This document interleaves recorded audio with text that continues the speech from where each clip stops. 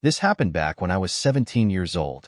I used to hit the gym 3 or 4 times a week and take the bus back home. One Sunday, I missed my bus and had to wait longer for another one.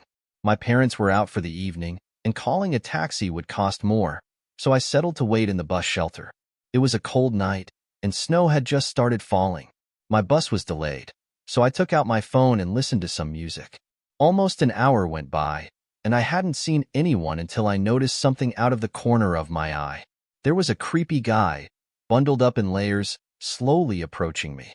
I avoided staring at him directly and focused on my phone as he sat down at the other end of the shelter and stared at me. He seemed off, like he was either drunk or on drugs. He asked about the bus, and I mentioned the delay due to snow. He stared at me, mumbled to himself, and started creeping me out.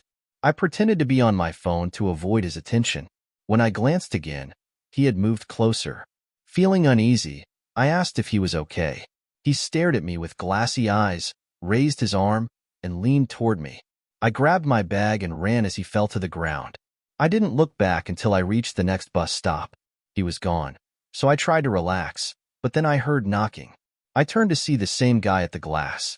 I yelled at him, feeling panicked, and warned him to stay back as he circled around toward me.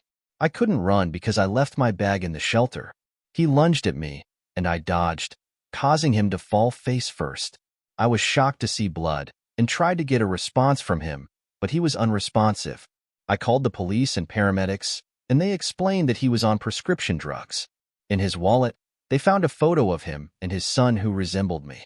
He mistook me for his son due to his mental state after losing custody. He was taken for treatment, and that was the last I saw of him. I got my driver's license soon after and never rode a bus again.